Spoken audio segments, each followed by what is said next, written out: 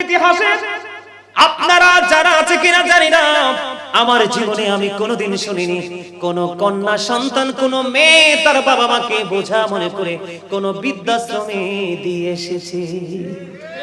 ঠিক না বেঠি? বাংলাদেশের ইতিহাসে আপনি একটা প্রমাণ দেখাতে পারবেন না কোন মেয়ে তার বাবাকে বৃদ্ধাশ্রমে দিয়েছে, মেয়ে তার মাকে বৃদ্ধাশ্রমে দিয়েছে, নিজের জীবন বাজি রেখে বন্ধু রাস্তায় মানুষের বাড়িতে কাজ করে বাবা মার শখ পূরণ করার চেষ্টা করেছে।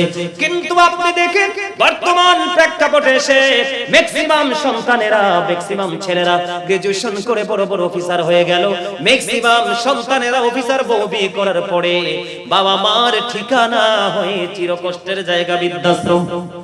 কথা বলেন না কেন? আছে না নাই? আরো জোরে বলেন, আছে না নাই? তাহলে আমি আপনাদেরকে বোঝাতে চাই এটার কারণ হলো এই যে ডিসটেন্সটা তৈরি হলো, সেটার কারণ হলো বর্তমানে মেয়েরাকে অবহেলা করে, অথচ একটা বাবা যদি দুইটা কন্যা সন্তানের মালিক হয় তার জন্য দুইটা জান্নাত। সুবহানাল্লাহ বলেন না? হাদিসের রাবী বলেছেন, আমি একটার কথা জিজ্ঞেস করিনি, একটার কথা জিজ্ঞেস করলে আমার নবী বলতো একটা কন্যার বাবারও একটা জান্নাত। সুবহানাল্লাহ বলেন না? আরো জোরে। বন্ধু, মেয়ে হইলে আপনি রাগ হন। এখানে আরেকটা মজা আছে। আল্লাহ রাব্বুল আলামিনকে মূসা নবী প্রশ্ন করলেন, ওগো আল্লাহ, আপনি যখন খুশি হন কি করেন? আল্লাহ কয়, মূসা রে জানতে চাও? ও মালিক, জানতে চাই। আমার আল্লাহ বললেন, মূসা রে, আমি যখন খুশি হই আমি পৃথিবীতে পাঠিয়ে দেই বৃষ্টি। সুবহানাল্লাহর আওয়াজটা কমে গেছে না? জোরে বলেন। আমি পৃথিবীর বুকে পাঠিয়ে দেই বৃষ্টি। আল্লাহ গো, তুমি যদি আরো বেশি খুশি হও, আমার আল্লাহ বলেছেন বাবা মার কোলে তুলে দেই কন্যা সন্তান। ও আল্লাহর একটা কি, আমার আল্লাহ বলেছেন আমি কারো বাড়িতে পাঠিয়ে দেই মেহমান। এই তিনটা আল্লাহর রহমত, এই তিনটাই বাঙালি বিরক্ত। আমিন বলেন না? ওনার মেয়ে চারটা, জান্নাত সব যে ওনার দখলে। আলহামদুলিল্লাহ বলেন না? আরে আরে জোরে কথা বলেন, বিরক্ত কিনা? বৃষ্টি যদি একটু বেশি হয় আসমান ছিদ্র হয়ে গেছে, বলে কি বলে না? হ্যাঁ জানি তো। সামনে আসে, পড়ে সামনে চলে আসেন, চেয়ার নিয়ে আসেন। আরে না, সামনে আসেন, আসেন আসেন। আপনি কথা লাগাই বসেন, এই বসেন, আপনিও বসেন, ওদিকে চেয়ার দিয়ে বসেন, বসেন। আমার কথা কি আপনি বুঝতেছেন? বৃষ্টি কন্যা সন্তান যদি আসে, সমাজের মানুষ বলে মুখের তো মাইয়া হইছে, সুন্দর করে কিন্তু কয় না, ঠিক কিনা বলেন? অথচ মেয়েদের বাজারে আগে, ঠিক কিনা বলেন? আপনি যদি আপনার মেয়েটাকে সুন্দর করে লালন পালন করে, এই যুগে মেয়েদের দাম যে এত কম, কিছু লোক মনে করে, আমরা মনে করি না, আলেমরা মনে করে না। আপনি যদি মেয়েটাকে সুন্দর করে লালন পালন করে পর্দায় রাখতে পারেন, ভিআইপি পরিবার আপনার ফ্যামিলির দিকে সিরিয়াল দিবে, ঠিক কিনা বলেন? আর জোরে বলেন। আর বৃষ্টি যদি একদিনের বেশি, 2 দিন হয়, কয় আসমান ছিদ্র হয়ে গেছে, অথচ বৃষ্টি আসমান থেকে আসে না। আমার আল্লাহর কুদরতে একটা একটা ফেরেশতা একটা একটা করে বৃষ্টির ফোঁটা জমিনে নিয়ে আসে। আর জোরে বলেন না সুবহানাল্লাহ? আর জোরে। আর এখনকার মেহমান আসলে তো মানুষ কি হয়ে যায়, রাগ তো এত রাগ হয় বাজারের ব্যাগ পর্যন্ত লুকাই ফেলে, ঠিক কিনা বলেন? আর জোরে। ভুল কইছি নি কোন? তাহলে আমরা ভালো হব কেমন করে? আমাদের ঘরে রহমত আসবে কেমন করে? আমরা চরিত্রবান হব কেমন করে? এই জন্য আমার আল্লাহ বলেছে পৃথিবীর বুকে তোমার 1 কোটি বন্ধু থাকুক, অসংখ্য গণিত ফ্রেন্ড সার্কেল থাকুক, এর মধ্যে তুমি একজন আলেম, তুমি হক্কানি আলেম বেছে নাও, কারণ পৃথিবীতে সব আলেমও হক না। আমার রাসূল বলে গেছে কিয়ামতের আলামতের মধ্যে একটা আলামত হলো দুনিয়াতে ভণ্ড আলেম। কি আলেম? সঠিক এলেম তাদের থাকবে না, মন গড়া ফতোয়া দিতে থাকবে, আর সাধারণ মানুষ পথভ্রষ্ট হতে থাকবে, সমাজের মধ্যে মারামারি কাটাকাটি ঝগড়া হতে থাকবে, ঠিক কিনা বলে? এই জন্য আমার আল্লাহ বলেছেন ফাদখুলি ফি ইবাদি ওয়াদখুলি জান্নাতি। আমার আল্লাহ বলেছেন join with my dear people, come to my paradise. আপনার জীবনে একটা হক্কানি আলেমকে ভালোবেসে আপনি আপন করে নিন, আপনার জীবনে কোনোদিন কোনো প্রতিকূল পরিবেশ আসবে না, ঠিক কিনা বলেন? বন্ধুরে আমার, এই জন্য বললাম এই পৃথিবীর বুকে ছেলেরাই বাবা মাকে বৃদ্ধাশ্রমে দেয়, সেটার একটা মাত্র কারণ আপনার আমার প্রাণের রাসূল তিনি বলেছেন, আদিবু আওলাদাকুম আলা সালাতি খিসালিন হুব্বি নবিকুম ওয়া হুব্বি আহলি বাইতিহি ওয়া আলা কিরাতিল কুরআন। রাসূল বলেছেন তোমরা তোমাদের সন্তানদেরকে তিনটি বিষয় শিক্ষা দাও। হুজুর কি কি? আমার রাসূল বলেছেন হুব্বি নবিকুম, teach the love of the prophet, নবীর ভালোবাসা শিখাও, নবীর মহব্বত শিখাও। এই প্রেম ঈমান এবং ফরজ। সুবহানাল্লাহ আল্লাহ। নবীর ভালোবাসেন না? নবী পৃথিবীর কারো একা না, এই পৃথিবীর বুকে যত সৃষ্টি সকল সৃষ্টির নবী হলো আপনার আমার নবী। তাহলে আমি প্রায় সময় বুকে হাত দিয়ে বলি I am very successful person. তার কারণ হলো আমি আল্লাহর প্রিয় হাবিবুল্লাহর উম্মত হতে পেরেছি। এর চেয়ে বড় খুশনসিব আমার জীবনে আর কিছু হতে পারে না। ঠিক কিনা বলেন? Of all the great religious personalities of all prophet, Muhammad Rasulullah sallallahu alaihi wasallam was the most successful. জোরে জোরে কন্যা সুবহানাল্লাহ। পৃথিবীর বুকে যতগুলো নবী রাসূল এসেছে এর মধ্যে সকল নবীদের মধ্যে সবচেয়ে বেশি মোস্ট সাকসেসফুল মানে সবচেয়ে বেশি সফল হলো আপনার আমার প্রাণের রাসূল। জোরে জোরে সুবহানাল্লাহ। এতে আমরা খুশি না বেজার? আর জোরে বলেন না। সবাই খুশি তো? আমেরিকার গবেষক মাইকেল এইচ হার্ট তিনি বলেছেন দ্য 100।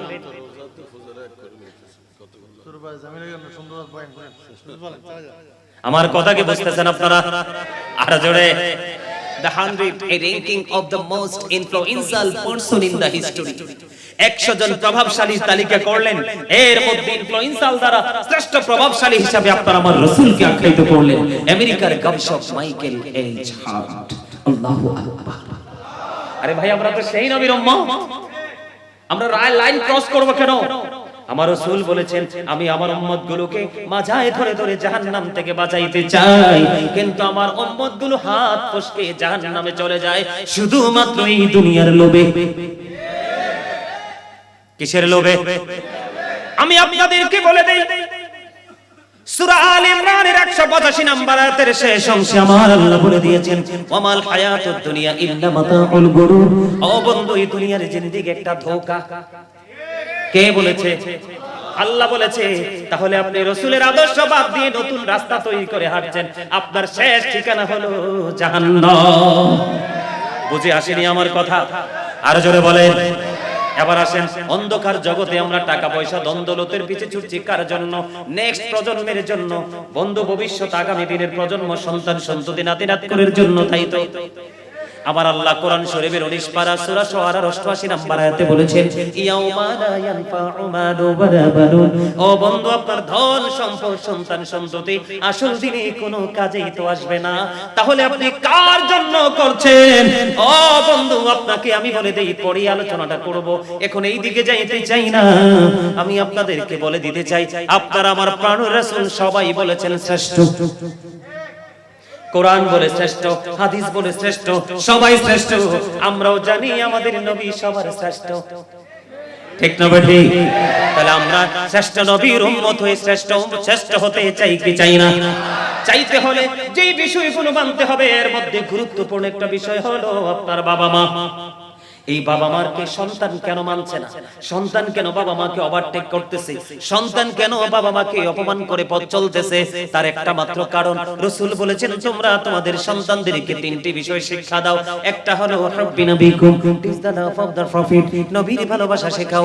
এরপরে বলেছেন হুব্বি আহলে বাইতিহি, নবীর আহলে বাইতের ভালোবাসা শিখাও, নবীর পরিবারের ভালোবাসা শিখাও।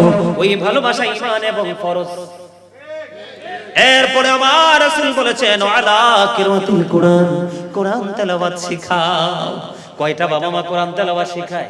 ফজর যখন হয়, ফজরের আযান আগ থেকে মা সাজতে থাকে যে বাচ্চাকে নিয়ে কিন্ডারগার্টেনে যাবে, কিন্তু এই কিন্ডারগার্টেনের পিছনে একটা সাইন আছে, সেইটা হলো বন্ধু ইহুদিদের একটা পলিটিক্স, যেটা হলো কিন্ডারগার্টেন ইংলিশ মিডিয়াম আবিষ্কার করে দেয় মুসলমানের ফুরকানিয়া মাদ্রাসা অটোই মারা যাবে। কি বলেন? ঠিক নেই? বুঝেননি? এগুলো মাথায় ঢুকে নেই। আমাদের মেসওয়াক করার কথা, ইহুদিরা কৌশল করে মেসওয়াক কেড়ে নিয়ে আমাদের হাতে তুলে দিয়েছে ডিজিটাল ব্রাশ। কথা বলেন না কেন? আমাদের মোটা কাপড় পরার কথা, বেঈমানেরা কৌশল করে ফেলুন জালের মতো পোশাক তৈরি করেছে, যে পোশাক পরার পরে নারীর অঙ্গ দেখা যায়। রাসূল বললেন যে নারী পোশাক পরার পরে তার বডি দেখা যায় সেই নারী হলো উলঙ্গিনী, ল্যাংটা নারী। নাউজুবিল্লাহ বলেন না। আপনারা নারীদের কথা শুনেছেন, এবার আসেন আপনাদের ছেলেদের। ম্যাক্সিমাম ছেলেদের পরনে জিন্স প্যান্ট আছে না নাই? আরো জোরে। আমার সামনেও তো আছে। ওয়াজটা গুরুত্বপূর্ণ, বুঝে নিতে হবে। আপনার আমার প্যান্টটা পরার সিস্টেম কি, পোশাক পরার সিস্টেম কি? নারীর যেমন পর্দা করা ফরজ, পুরুষেরও পর্দা করা ফরজ। এদিকে তাকান, পুরুষের পর্দা হলো লুঙ্গি হোক, প্যান্ট হোক, পায়জামা হোক, ট্রাউজার হোক, যেটাই হোক, উপর দিয়ে থাকবে নাভি বরাবর, আর নিচের দিয়ে থাকবে টাকনোর উপরে। এখন ইমানদারের বাচ্চাদের পোশাক উপর দিয়ে নাভির নিচে আর নিচে দিয়ে টাকনোর নিচে। সায়েন্টিফিকদের বক্তব্য হলো যে পুরুষ টাকনোর নিচে পোশাক পরবে তার যৌবন শুকাবে। বিয়ের পরেও বিবি তুমি রাখতে পারবা না। বিবি তোমার কাছে শুধু ভালো কাপড় আর সুস্বাদু খাবারের জন্য আসে না।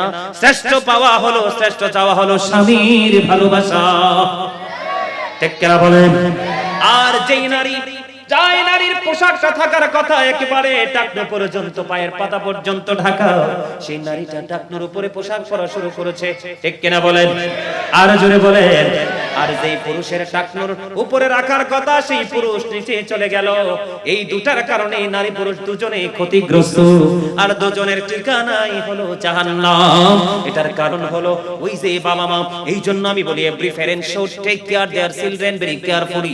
প্রত্যেকটা পিতামাতার উচিত তাদের সন্তানের দায়িত্ব যত্ন সহকারে পালন করা। ঠিক কিনা বলেন? আপনি যদি নবীর ভালোবাসা শিখাতেন সকল আদর্শ হৃদয় চলে আসতো, নবীর মহব্বত শিখাতেন সকল নোংরামি দূর হয়ে যেত। ঠিক কিনা বলেন?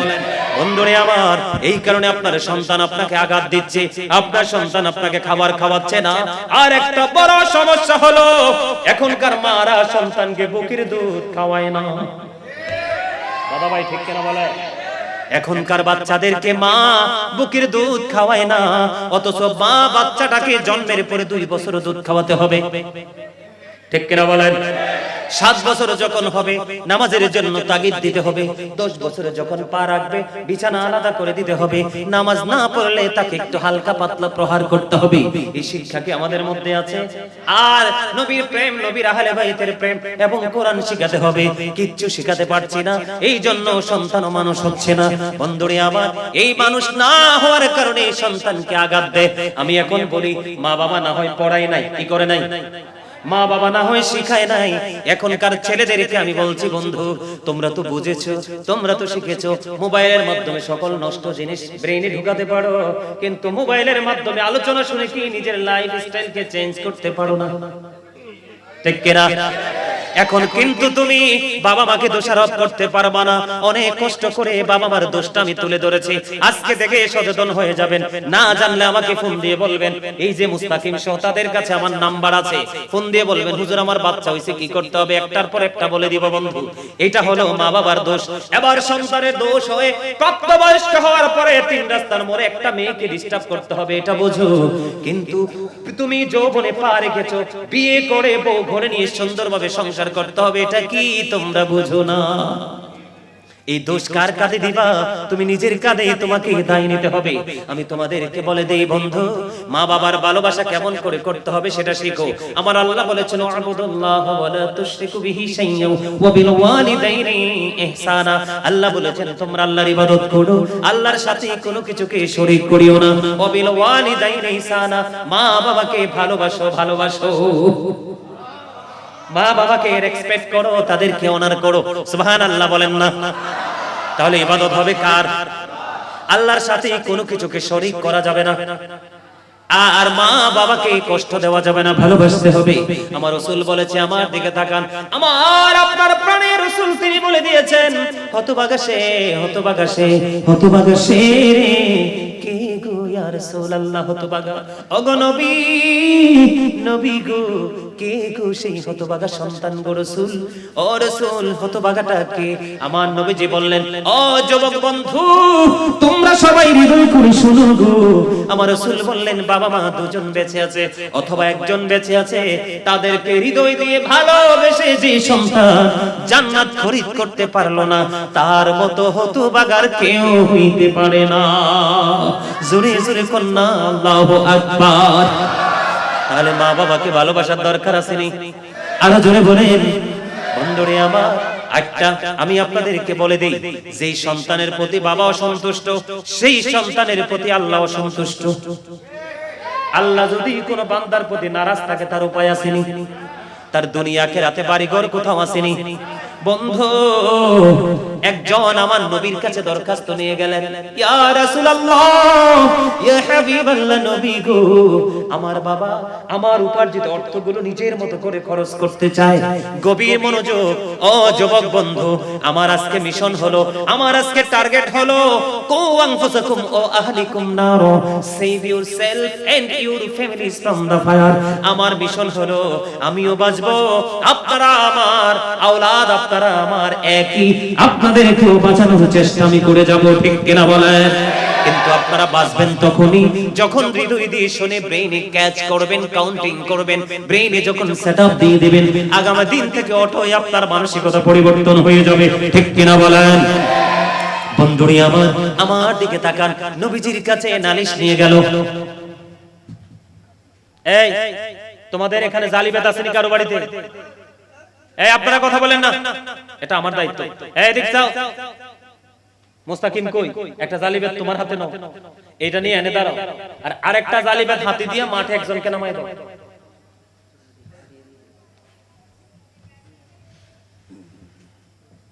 কি কয়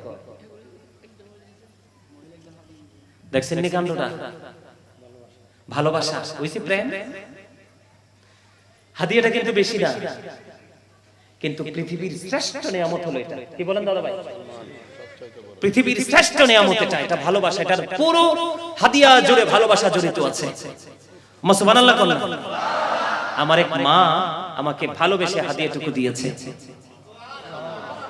আর জোরে কোন না সুবহানাল্লাহ। পৃথিবীতে আমার রাসূলের পরে যদি পৃথিবীতে আমি কাউকে ভালোবাসি সেটা হলো আমার মা। সুবহানাল্লাহ বলেন না? আর জোরে, শ্রেষ্ঠ আমার কে? আগে তারপরে আমার বাবা। বলে যে বাবাকে ছোট করেছেন না, আমার রাসূল তো রাস্তা দেখিয়ে দিয়েছে। আমার রাসূলকে প্রশ্ন করা হলো, বন্ধু ওই যে আমার মা দুঃখিনী আমাকে ভালোবেসে হাদিয়া পাঠিয়েছে, বন্ধু মারহাবা বলেন না? আল্লাহ গো, আমার ওই মা দুঃখিনীকে তুমি কবুল করে নিও।